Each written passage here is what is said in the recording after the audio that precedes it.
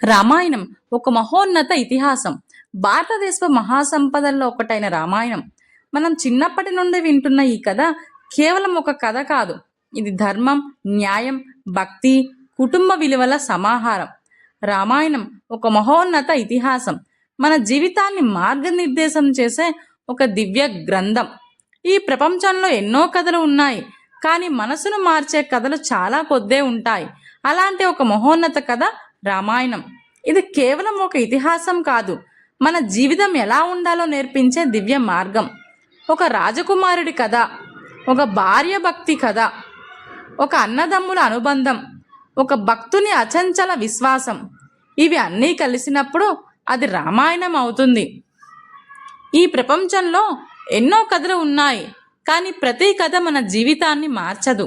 కొన్ని కథలు వినిపిస్తాయి, కొన్ని కథలు మనసును తాకుతాయి, కానీ చాలా అరుదుగా కొన్ని కథలు మన జీవితాన్ని మారుస్తాయి. అలాంటి ఒక మహోన్నత కథ రామాయణం. రామాయణం ఒక పేరు కాదు, ఒక భావం.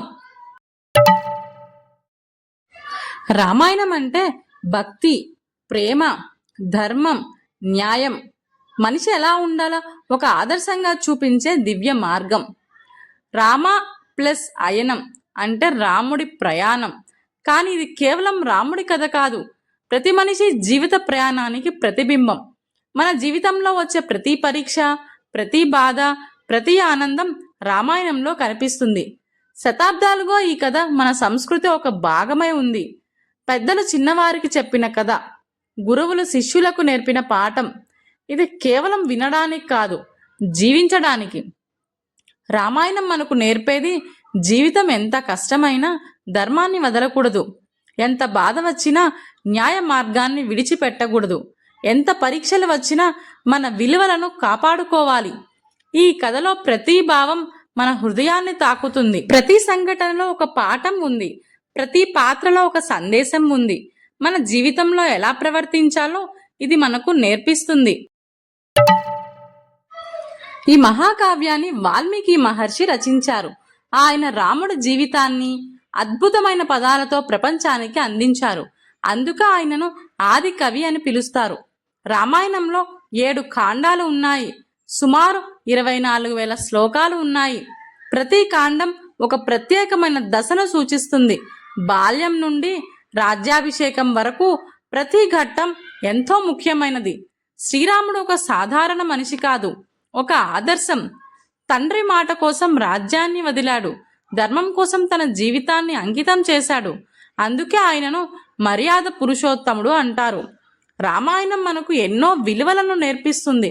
ధర్మం, న్యాయం, భక్తి, విధేయత, ప్రేమ. ఈ విలువలు మన జీవితానికి చాలా అవసరం.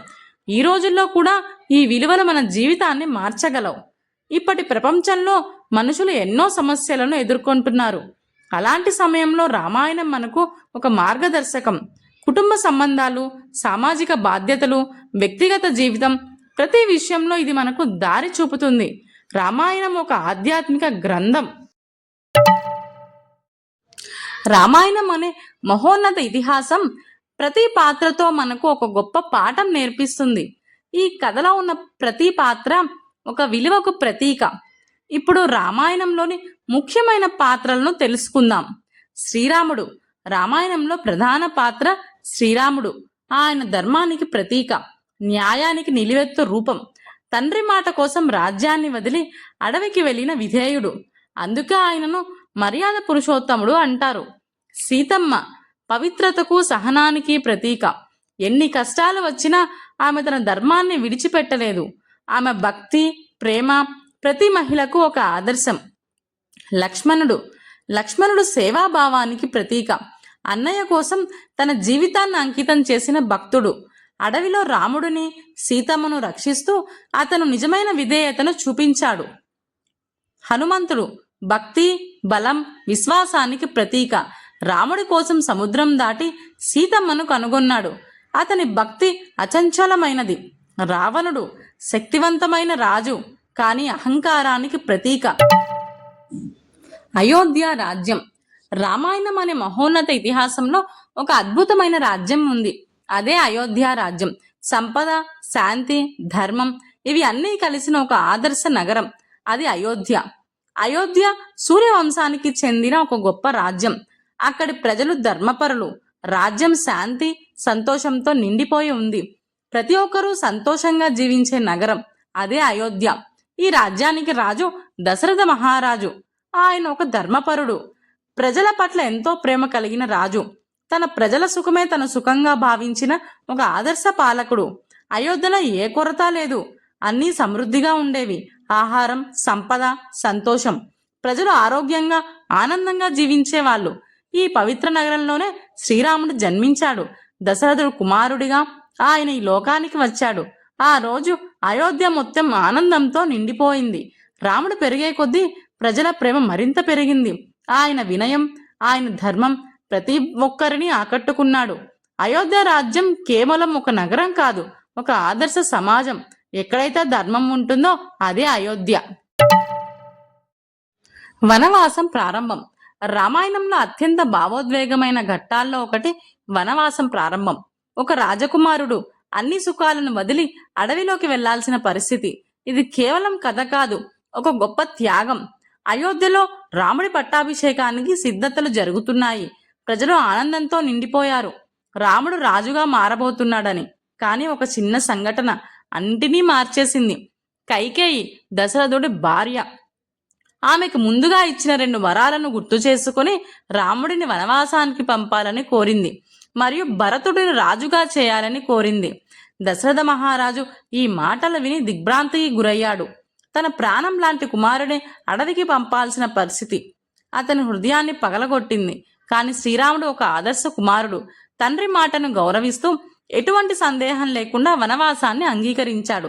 సీతమ్మ తన భర్తను వదిలి ఉండలేక ఆయనతో పాటు వెళ్లాలని నిర్ణయించింది. లక్ష్మణుడు కూడా తన అన్నయ్యతో పాటు వెళ్ళాడు. ఇది వారి ప్రేమ విధేయతకు నిదర్శనం. అన్ని రాజసుఖాలను వదిలి అడవిలోకి అడుగుపెట్టిన రాముడు సాధారణ జీవితాన్ని స్వీకరించాడు. సీతాపహరణం. రామాయణంలో అత్యంత కీలకమైన మరియు భావోద్వేగమైన ఘట్టం సీతాపహరణం. ఇది కేవలం ఒక సంఘటన కాదు, మొత్తం కథను మలుపు తిప్పిన ఘట్టం. వనవాసంలో రాముడు, సీతమ్మ, లక్ష్మణుడు శాంతంగా జీవిస్తున్నారు. ప్రకృతి మధ్యలో సాధారణ జీవితాన్ని ఆనందంగా గడుపుతున్నారు. ఒకరోజు సీతమ్మ ఒక అద్భుతమైన బంగారు జింకను చూసింది. ఆ జింకను చూసి దాన్ని తీసుకురావాలని రాముడిని కోరింది. రాముడు ఆ జింకను పట్టుకోవడానికి అడవిలోకి వెళ్ళాడు. కానీ ఆ జింక నిజానికి మారీచుడు చేసిన కొద్దిసేపటి తరువాత రాముడి కంఠంతో సహాయం కోసం పిలుపు వినిపించింది. అది కూడా ఒక మాయే. సీతమ్మ భయంతో లక్ష్మణుడిని రాముడి దగ్గరికి పంపింది. లక్ష్మణుడు వెళ్లే ముందు ఒక రేఖ గీసి వెళ్ళాడు. దాన్నే లక్ష్మణ రేఖ అంటారు. అప్పుడే రావణుడు ఒక సన్యాసి రూపంలో అక్కడికి వచ్చాడు. భిక్ష అడుగుతూ సీతమ్మను బయటకు రప్పించాడు. లక్ష్మణ రేఖ దాటిన వెంటనే తన అసలు రూపాన్ని చూపించాడు. రావణుడు సీతమ్మను బలవంతంగా తీసుకొని తన రథంలో ఎక్కించుకొని లంక వైపు బయలుదేరాడు. సీతమ్మ రాముడిని పిలుస్తూ వేదనతో కేకలు వేసింది. ఈ సమయంలో జటాయువులు అనే గ్రద్ద అక్కడికి వస్తుంది. హనుమంతుడి సేవ. రామాయణంలో అత్యంత ప్రేరణాత్మకమైన పాత్ర. భక్తి, బలం, సేవాభావానికి ప్రతీక. అదే హనుమంతుడు. హనుమంతుడి సేవ మనకు భక్తి అంటే ఏమిటో నేర్పిస్తుంది. సీతమ్మను కనుగొనడానికి వానరసేనలో హనుమంతుడికి బాధ్యత వచ్చింది. అతను తన శక్తిని గుర్తు చేసుకుని ఒక మహా నిర్ణయం తీసుకున్నాడు. సముద్రాన్ని దాటి లంకకు వెళ్ళాలి అని. హనుమంతుడు ఒక భారీ దూకుడు తీసుకుని సముద్రాన్ని దాటాడు. అతని విశ్వాసం, అతని శక్తి అతన్ని విజయానికి తీసుకెళ్లాయి. లంకలోకి ప్రవేశించి హనుమంతుడు సీతమ్మను వెతికాడు. చివరకు అశోక వాటికలో ఆమెను కనుగొన్నాడు. సీతమ్మను చూసి ఆయన హృదయం కరిగిపోయింది. హనుమంతుడు రాముడి ఉంగరాన్ని సీతమ్మకు ఇచ్చాడు. నేను రాముడి దూతను అని చెప్పి ఆమెకు ధైర్యం ఇచ్చాడు.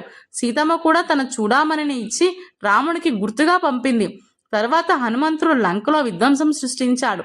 రావణుడి సైన్యాన్ని ఎదుర్కొని తన తోకకు నిప్పి పెట్టినప్పుడు లంకను దహనం చేశాడు. అది అతని శక్తికి నిదర్శనం. హనుమంతుడి సేవలో ఏ స్వార్థం లేదు. ఆయన చేసిన ప్రతి పని రాముడి కోసం మాత్రమే. అందుకు ఆయనను భక్తి యొక్క పరాకాష్ఠగా భావిస్తారు. రామ రావణ యుద్ధం. రామాయణంలో అత్యంత ఉత్కంఠభరితమైన ఘట్టం. ధర్మం మరియు అధర్మం మధ్య జరిగిన మహాయుద్ధం. అదే రామ రావణ యుద్ధం. ఇది కేవలం ఒక యుద్ధం కాదు, సత్యం కోసం జరిగిన పోరాటం. సీతమ్మను రక్షించడానికి రాముడు వానర సేనతో కలిసి లంకకు వెళ్ళాలి. కానీ మధ్యలో ఉంది మహాసముద్రం. అప్పుడు వానరులు కలిసి సముద్రంపై వంతెన నిర్మించారు. అదే రామసేతు. హనుమంతుడు, సుగ్రీవుడు, అంగదుడు, వానరసేన మొత్తం యుద్ధానికి సిద్ధమైంది. ప్రతి ఒక్కరూ రాముడి కోసం పోరాటానికి తయారయ్యారు. ఇక లంకలో రావణుడు కూడా తన సైన్యాన్ని సిద్ధం చేశాడు. ఇంద్రజిత్, కుంభకర్ణుడు వంటి శక్తివంతమైన యోధులు అతనికి తోడుగా ఉన్నారు. యుద్ధం ప్రారంభమైంది. రెండు వైపులా ఘోరమైన పోరాటం జరిగింది. వానరులు మరియు రాక్షసులు ఒకరిపై ఒకరు దాడి చేశారు. ఇంద్రజిత్ తన మహాశక్తులతో లక్ష్మణుడిని గాయపరిచాడు. అప్పుడు హనుమంతుడు సంజీవని పర్వతాన్ని తీసుకువచ్చి లక్ష్మణుడిని రక్షించాడు. కుంభకర్ణుడు కూడా యుద్ధంలో ప్రవేశించి భారీ విధ్వంసం సృష్టించాడు. కానీ చివరికి అతను కూడా సంహరించబడ్డాడు. అది ఒక మహాయుద్ధం, అత్యంత ఉత్కంఠభరితమైన పోరాటం. రావణుడు తన శక్తిని మొత్తం వినియోగించాడు. రామ పట్టాభిషేకం. రామాయణం అనే మహోన్నత ఇతిహాసంలో అత్యంత ఆనందభరితమైన ఘట్టం శ్రీరామ పట్టాభిషేకం. ధర్మం గెలిచిన తరువాత సత్యానికి లభించిన మహోన్నత ఫలితం అదే ఈ పట్టాభిషేకం. రావణుడిని సంహరించి సీతమ్మను తిరిగి తీసుకొని శ్రీరాముడు అయోధ్యకు తిరిగి వచ్చాడు. అయోధ్య ప్రజలు తమ ప్రియమైన రాజకుమారుడిని చూసి ఆనందంతో మునిగిపోయారు. అయోధ్య నగరం మొత్తం దీపాలతో అలంకరించబడింది. ప్రజలు పూలతో, హారతులతో రాముడిని స్వాగతించారు. ఆ రోజు ఆనందానికి అవధులు లేవు. తరువాత శ్రీరాముడి పట్టాభిషేకం జరిగింది. రాముడు సింహాసనంపై కూర్చున్నాడు. సీతమ్మ ఆయన పక్కన కూర్చుంది. మహర్షులు, దేవతలు ఈ దివ్య ఘట్టాన్ని ఆశీర్వదించారు. హనుమంతుడు రాముడి పాదాల దగ్గర వినయంగా నిలబడ్డాడు. తన సేవ ఫలితాన్ని చూసి ఆనందంతో నిండిపోయాడు. అతని భక్తి ఈ ఘట్టంలో మరింత గొప్పగా కనిపించింది. ఈ పట్టాభిషేకంతో రామరాజ్యం ప్రారంభమైంది. అది ఒక ఆదర్శ రాజ్యం. ఎక్కడైతే ధర్మం, న్యాయం, శాంతి ఉంటాయో అదే రామరాజ్యం. రాముడి పాలనలో ప్రజలు సంతోషంగా జీవించారు. ఎవరికి ఎలాంటి బాధలు లేకుండా సమానత్వంతో జీవించే సమాజం ఏర్పడింది. పట్టాభిషేకం మనకు చెప్పేది ధర్మం చివరికి గెలుస్తుంది. మన జీవితంలో కూడా మంచి మార్గాన్ని అనుసరిస్తే మనం విజయాన్ని పొందగలం. శ్రీరామ పట్టాభిషేకం రామాయణానికి ఒక గొప్ప ముగింపు. సత్యం, ధర్మం, భక్తి ఇవి ఎప్పటికీ నిలిచే విలువలు అని ఇది మనకు గుర్తు చేస్తుంది. రామాయణం కేవలం ఒక కథ కాదు, ఒక జీవన విధానం. ఈ మహోన్నత ఇతిహాసం మనకు ఎన్నో విలువలు, పాఠాలు నేర్పిస్తుంది. ఇప్పుడు రామాయణం మనకు ఇచ్చే గొప్ప సందేశాలను తెలుసుకుందాం. రామాయణం మనకు నేర్పే మొదటి విలువ ధర్మం. ఎంత కష్టం వచ్చినా శ్రీరాముడు ధర్మాన్ని వదలలేదు. మన జీవితంలో కూడా ధర్మ మార్గాన్ని అనుసరించడం అత్యంత ముఖ్యమైనది.